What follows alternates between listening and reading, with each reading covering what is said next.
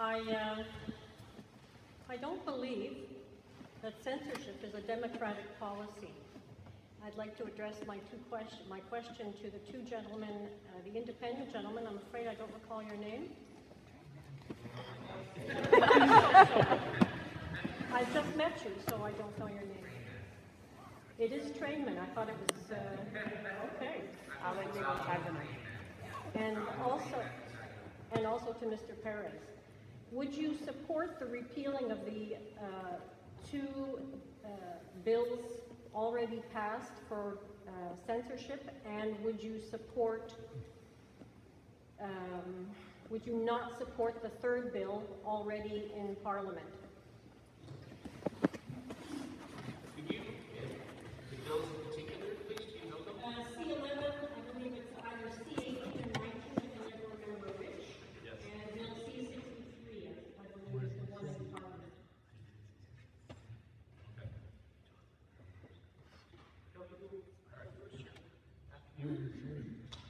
And sorry, your name is? Elizabeth. Elizabeth, thank you very much for that question. So the answer is yes, absolutely. Censorship has no place in Canada. We are supposed to be able to say what we feel. We're supposed to be able to discuss tough topics. I don't believe in any sort of government interference, and neither does our party with linguistic, calling people they, them, she, them, stuff like that. We live in a democratic society. I would definitely repeal all these bills, and I think they're detrimental, actually. The fact that we can't share news on Facebook and on social media has given a lot of time, a lot of space to misinformation, and we definitely need to have let people be able to voice their opinions no matter what side of the aisle they're in. And we think that it has to be done in a fair way that everybody has the same access to. Thank you. Thank you. Alex? Yeah, so as a student of political science, Civics 101, I am constantly shocked at elected officials' failure to understand basic concepts of Civics 101 and the open, democratic, free nature of what Canada is based upon. So any legislation in my mind that infringes on that definitely needs to be repealed and revoked. We are for the most part, we engage in civil conversations. It is true that we have our disagreements, and sometimes conversations get heated, but that's an important part of the democratic process. And I believe that this is one of the things that is lacking in NDG-Westmount, is that our elected representatives hide and basically are absentee MPs and don't answer to people. There was a question earlier about transparency. Everybody knows where I live in NDG, right? I'm very open that way. I walk, I cater to the stores. Thank you, Alex. Thank you. Okay, nous avons une dernière question, last question, so Ken.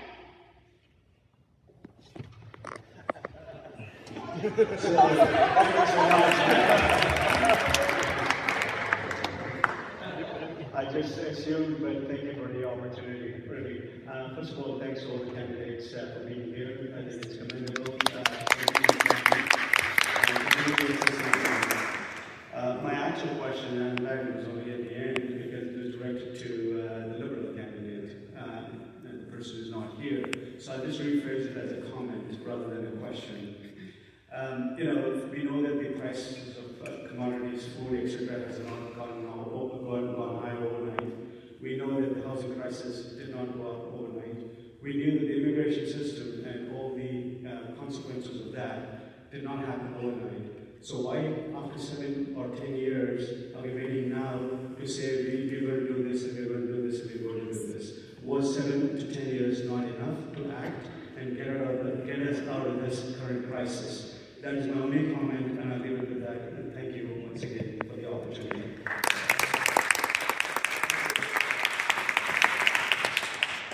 Yes,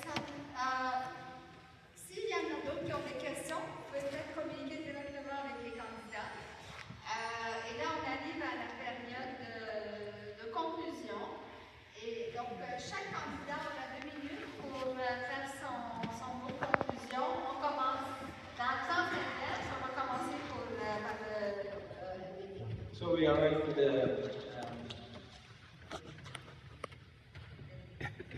end, where we'll have the closing remarks from the candidates. Each candidate will have 2 minutes to provide their closing remarks, and we will start the order conversation from Malcolm. Well, thank you so much, first to the NDG Community Council for putting on this debate. Not every community has a debate, so we're really fortunate to get the opportunity to exchange ideas. I am disappointed that I couldn't address the Liberal candidate head on, but that's a story for another day. So this election, we have a number of challenges for our community of NDG-Westmount, and I want to fight for NDG-Westmount. I remember when we had the ice storm here in Northland Village, I was living there, and my grandma worked at the Queen Elizabeth Hospital. This is my community, and I'm ready to stand up and fight for us. What we need is we need more community spaces. We have an absentee MP who's not getting the funds we need to build more community spaces, especially in our areas of poverty. I'm going to be someone that gets up and goes to do that.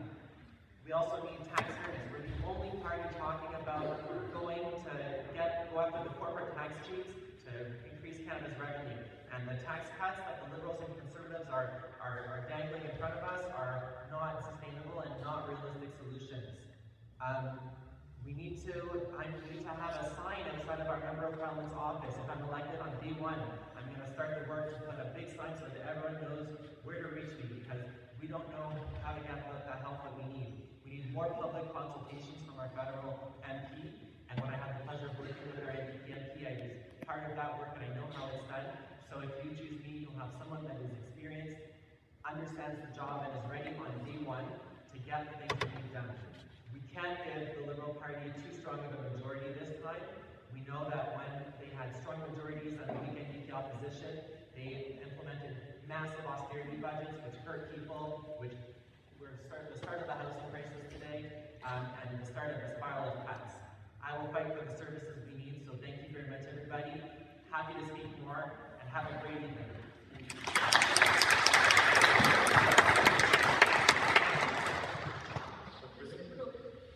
Merci. Encore une fois, merci au Conseil communautaire de la Provenance. Merci, merci à notre élu, Thérèse d'arrondissement, qui est venu écouter ce débat et prendre part, contribuer. Merci à tous pour vos questions. Je sais que certaines questions n'étaient pas faciles. On est à une époque préoccupante et la dernière chose qu'il faut faire, c'est ne pas s'écouter. Je suis né ici, je veux porter la voix de Notre-Dame-de-Grâce-Westmount. Pour moi, ce qui est le plus important, c'est de créer un dialogue constant entre francophones, between Anglophones, entre les différentes communautés, qu'elles soient nées ici, arrivées ici récemment, ou ici depuis toujours. À Notre-Dame-de-Grâce, à Westmount, on est une communauté serrée. Et si vous m'élisez, si vous appuyez mon parti, vous faites le choix de la communauté, vous faites le choix du Québec, un Québec fort qui, dans les conditions actuelles, doit coopérer, doit être un allié avec le Canada. Un Québec fort qui doit s'assurer que ses intérêts, que le choix de l'énergie propre, que le choix de la gestion de l'eau, que ce qui nous rend différent, ce qui nous rend unique, ce qui rend le Québec attrayant, reste en place, reste protégé, reste pérenne. Il faut s'attaquer aux inégalités, il faut s'attaquer aux sources de changement. Et pour ça, je vous encourage d'abord et avant tout à voter pour un gouvernement minoritaire, parce que c'est avec un gouvernement minoritaire que se font les compromis. C'est avec un gouvernement minoritaire et en réformant le scrutin qu'on va arriver à plus de dialogue et à rendre pour nous tous, la vie meilleure. Merci beaucoup. Monsieur Pérez.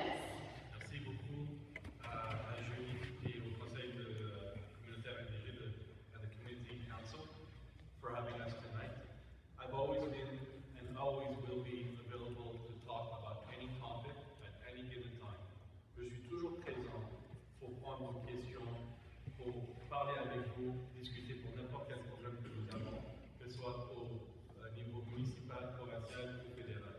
Comme nous le voyons, ce soir, le Parti libéral a décidé de ne pas se présenter ou de se présenter en vidéo.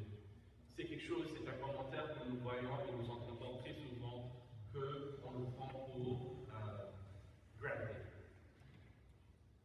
I do not want to take you for granted. I want you to come to me and tell me what problems NDG-Westmount has. My phone number is here, my email is here. Every time that I put a post online, I always advertise it so I can have discussions with you. I am not scared to have those big debates. And I want to represent you at the federal level to make sure that NDG-Westmount gets exactly what it deserves from the federal government. Le gouvernement libéral a créé ce problème dans les 8 dernières années. These problems have existed for the last 8 years. Einstein said that repeating the same thing and expecting a different result is insanity. Répéter le même effet et en espérant des résultats différents, c'est la définition de insanity, de la folie.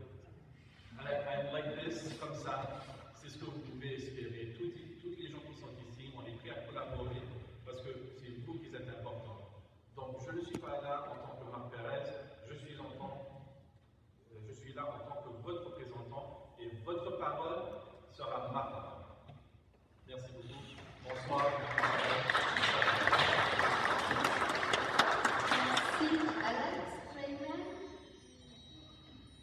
So I presented myself in this election because I deeply believe that the current political system that exists right now is not serving us. The party system is not delivering what we need as a community to be successful. And it's not just about existing, it's that what do we need to thrive? And we're not thriving. We're living in a political environment right now that's stigmatizing minorities, Anglophones, and we're constantly under assault by a number of different laws and legislations being provided by the Quebec government that our elected representatives are not defending us. Now, you might think to yourself, what is an independent MP going to do for us? Well, an independent MP, backbencher MP, is going to get about $750,000 a year. That's for the salary and also for maintaining offices.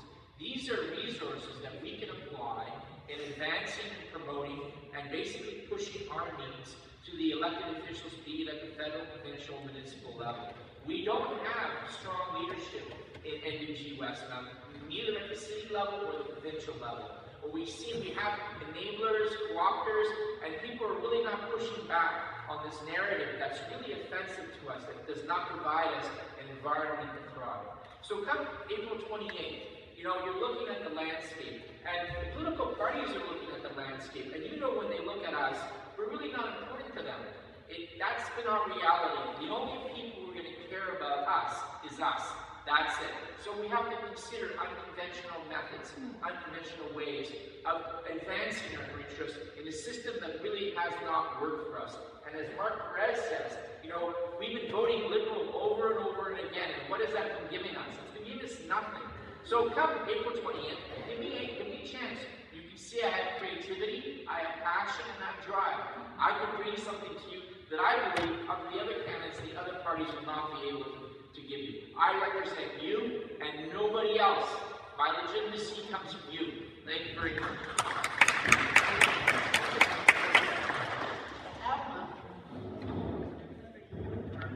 Thank you. I want to thank Julie for making the invitation. I want to thank Sharon, who's been doing the tough work of giving us the time and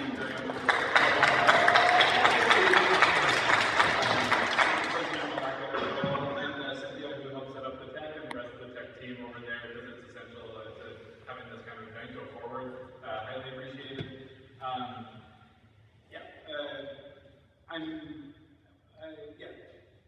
I'm a scientist. I think I'm maybe the only scientist at this table. I promise to be a representative that works on logic and reason and evidence-based policy. As a Green, I am the only party we are the only party in the House of Commons that will not win votes. Therefore, I will always be able to vote for the wishes of the community that I represent. We have for addressing the needs in terms of housing, in terms of healthcare. We need to address the climate crisis, not just because it's a danger to our planet, but because there's enormous economic opportunities for Canada as well, and we can bring ourselves into the 21st century with a world-class transportation sector, with a world-class renewable energy sector. We can draw some of the $1 trillion worldwide investments that's going up in renewable energy to Canada, instead of constantly investing in the fossil fuel sector that has been stagnating. And finally, affordability needs to be seriously addressed. These are my priorities this election, in addition to addressing our sovereignty, securing our sovereignty in the face of the United States. These things are what I'm fighting for this election. You have the opportunity to show the Liberal Party that you will not be taken for granted anymore, and that you're going to vote for someone who's going to be there for you all the way through as a community member. So thank you so much, everyone, for coming out tonight.